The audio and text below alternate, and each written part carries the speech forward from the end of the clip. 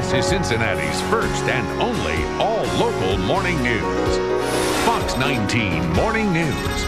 First, live, local. Let's walk down the aisle now and go over to Rob. All right, Frank, thank you very much. The average wedding costs nearly $30,000, but if you don't have that much money to spend, you can plan a beautiful wedding on a budget. Joining us this morning is Bridget Horn-Nestor of I Do Weddings and Events. Thank you very much for joining us. It's my pleasure. In this winter's Cincinnati Wedding Magazine, if we can zoom in on this picture right here, you actually did this wedding, correct? I did. That was not on a budget. That was not on a budget. So no. Can people have a similar beautiful wedding and not spend as much money? Well, the key is choosing priorities, okay. I think. If you can pick 3 priorities that you care the most about and spend the bulk of your money there, right. and then cut back in the areas you don't care about. That's smart. Let's go through some of the other advice that you have. Skip the favors and serve champagne to the bridal party only. Absolutely. The champagne is something that a lot of people don't drink anyway. They get a drink, they get, take a sip, and there it sits the rest of the night. So not necessary. Okay, base spending choices on common sense, not emotion. I think it's so easy to get in that trap of feeling like this is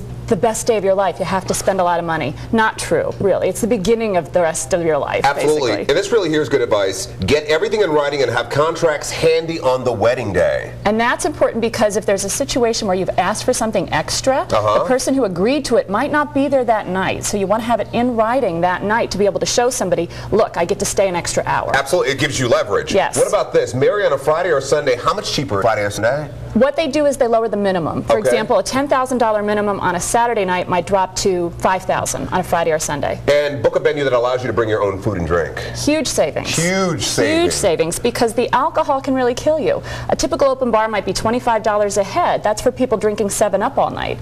So if you bring in your own, you can do your bar however you'd like for about $5 a head. I love it. Now you have an index card method, right? What is that? Yeah, this is great. One of the best things you can do is control your guest list. It's the #1 expense is food and beverage for the guests.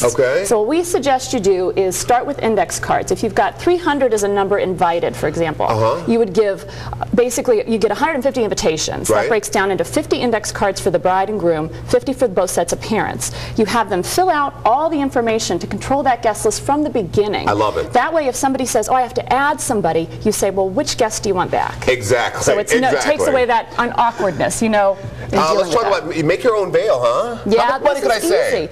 Well, a typical veil in a very nice store might cost up to $300. If you look at this, this is tulle glue gun to a headband. Not expensive to make on your own. Okay, what about cake? Can we save money there? Absolutely. How? This is basically a sheet cake. What you can do is have a smaller tiered cake and in the back have the sheet cakes. This is 75 cents to $1 a slice versus $2.50 to $4 a slice from a regular cake. And what can I do with pictures? You can make your own album. Have a photographer take the images, take the photos, get them on CD, and then you develop them and make your own album. And are you suggesting we make our own centerpieces as well? This is so simple. This is basically Gerber daisies and candles. This is $15 to $20 a table versus $150 a table from a huge floral centerpiece. Well, she can really help you out whether you're planning a wedding on a budget or whether you want a fantastic wedding.